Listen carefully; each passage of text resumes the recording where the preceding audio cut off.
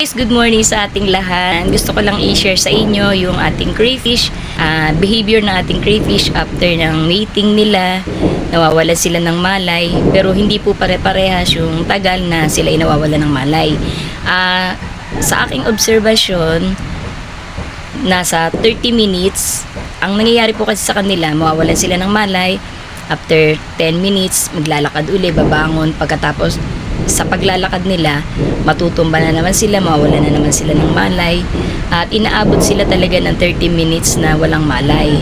Pero sa pag-search natin, may mga naka-experience daw na 1 oras halos nawawala ng malay yung kanilang crayfish after nga ng mating. Ang dahilan daw po kung bakit nawawala ng malay ay dahil sa nauubos yung lakas gawa ng tagal ng mating nila. Pero sa akin kasi hindi ko nakikita na ganun katagal sila nagme-mate. As in talagang 1 minuto parang wala pa. Pero may napanood ako, sabi doon, nabasa ko pala na 1 oras daw na nagme-mate daw yung crayfish. Siguro pa pahinto-hinto, ganyan, hindi tuloy-tuloy. Pero ewan ko lang din kung meron talagang ganun na ganun katagal mag-mate ang dalawang crayfish. Pero para sa akin talaga, ang mga na-observe ko lang is talagang segundo lang or 1 minute o wala pa. Less than 1 minute lang talaga. Pag nagdikit na sila, bilang ka lang ng wala pang 1 minute, naghihiwalay na agad sila. And then after nila maghiwalay, ayan na ngayon nangyayari. Tumatamlay na yung crayfish female. Kaya ayun, kumbaga sa kwan, iintayin po natin bumalik yung lakas niya, and then after po na bumalik yung lakas, magsisimula na po siyang magtago. Pero hindi lang doon nagtatapos, yung mga female crayfish ay yung mga male crayfish ay susundan at susundan pa rin po nila yung mga female crayfish. Siguro hindi lang talaga 1 beses nagme-mate ang mga crayfish bago po sila makabuo ng itlog, no? Uy, pasensya na kayo guys, ang lakas ng hangin dito sa amin kung makakalampag yung yero. Pasensya na dun sa ingay. Nakatira kasi tayo dito sa malapit sa ilog, nasa may Megaday kasi tayo, kaya talagang focus talaga yung hangin. Talpak talaga yung hangin dito sa aming mga bahay dito sa lugar namin. O yun guys, no, habang yung crayfish natin ay walang malay, kwentuhan ko lang po kayo kung paano at kailan ako nagsimulang mag-alaga ng crayfish. Etong crayfish na to ay regalo lang to sa akin ng aking mga pamangkin nung birthday ko. Sabi nila, meron daw silang in-order na crayfish na 2 trio. Kasi alam nila mahilig akong mag-alaga ng mga isda, mahilig akong mag-aquarium, ganun. So dati kasi marami kong inaalaga ang isda, pero nahinto na ako. At yun nga, nung makita nila yung crayfish, nakakatuwa daw alagaan, ang bilis daw magpadami, naisip nilang regaluhan ako ng crayfish. At ayun na nga, dalawang trio supposed to be ang kanilang order. Pero nang dumating sa atin yung crayfish is 3 male at 3 female. So parang 3 pares. Napaisip pa nga ako nung sabi ko, paano yan? Ang naka-prepare na lagayan ko lang is 2 aquarium para nga sa 2 trio. So ang ginawa ko, yung nasa ibabaw, nilagyan ko ng 2 female at 1 male. Yun naman nasa baba, 2 male at 1 female. So parang nahirapan yung nasa baba, yung 2 ang male, kasi lagi silang nag-aaway. Hindi nila masolo yung female kasi nga 2 sila.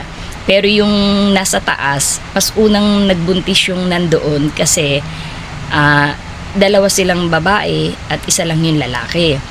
Pero ang nakakatuwa dyan, 1 week pa lang sa akin tong mga crayfish na to, na napansin ko na may 1 nangitlog. Siguro bago siya dineliver sa amin, bago siya dinala dito, is buntis na talaga siya. Kaya swerte lang. Kaya lang, ang malas naman din, nung ibinukod ko siya sa styro, after 2 days ko siyang binukod doon, nawala yung crayfish. Naisip ko kung paano, nakatakas ba siya o ano. Pero nung na-observe ko, yung pusa, binabalik-balikan yung styro. Kaya parang napaisip ako na baka mamaya nadali nung pusa yung crayfish kasi mababa lang yung tubig. Pwedeng alam mo na yung mga pusa mabibilis yan, lalo na maamoy yung crayfish malansa, 'di ba? Kaya siguro nakuha nila yung crayfish na yun. Ngayon, after ng isang buwan, nabuntis din yung isa. So, ang ginawa ko naman, isa pang pagkakamali ko, nung makita ko nga na nag-mate sila, antimano, nung magkamalay yung crayfish, kinuha ko kagad, binukod ko kagad ng lagayan, na dapat pala ay hindi.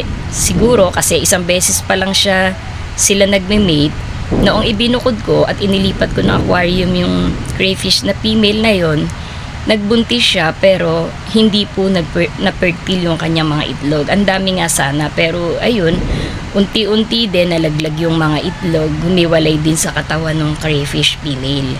Kaya yun yung sinasabi ko na kapag na-observe nyo o nakita nyo yung crayfish nyo na nag-mate, wag na po muna ninyong galawin. Hayaan nyo na lang po muna siya doon ng mga 1 linggo kasi pwedeng mag-mate pa uli sila para sure na ma-fertile talaga yung mga itlog ng female. O, yun lang guys yung kwento ko. At ayun nga, ngayon na ang crayfish na yan nagkamalay, ayan na, dyan na siya magsisimula talaga na magtago at iiwasan niya na mahuli or iiwasan niya na yung mga male na iba. Parang ang nangyayari kung sino lang yung male na unang nakadali sa kanya, parang doon lang din siya magtitiwala.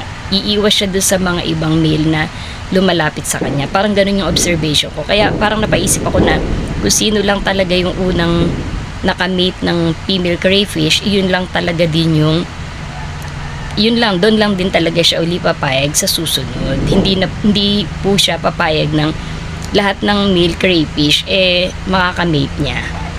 Kaya nga sabi ko nga masisigurado mo talaga na yung tatay ng mga itlog isang crayfish lang talaga.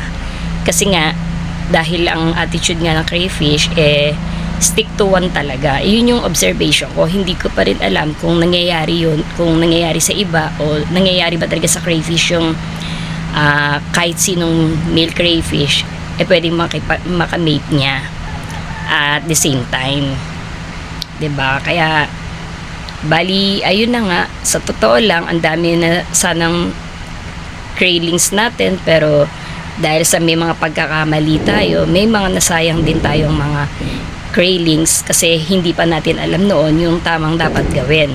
So dahil sa pag-aalaga natin, unti-unti natututunan natin yung tamang pag-aalaga ng crayfish at kung paano sila mapag-iingatan at the same time maparami natin sila ng maayos. Katulad nga ng dapat may tama tayong lagayan doon sa mga craylings natin, lalo na kung marami tayong craylings. Ayun lang guys, no, ang mai-share ko sa inyo. Sana ay nagustuhan nyo po yung video natin. At sa susunod po na pag-upload natin, sana supportahan nyo po ulit ang ating mga video. Thank you po.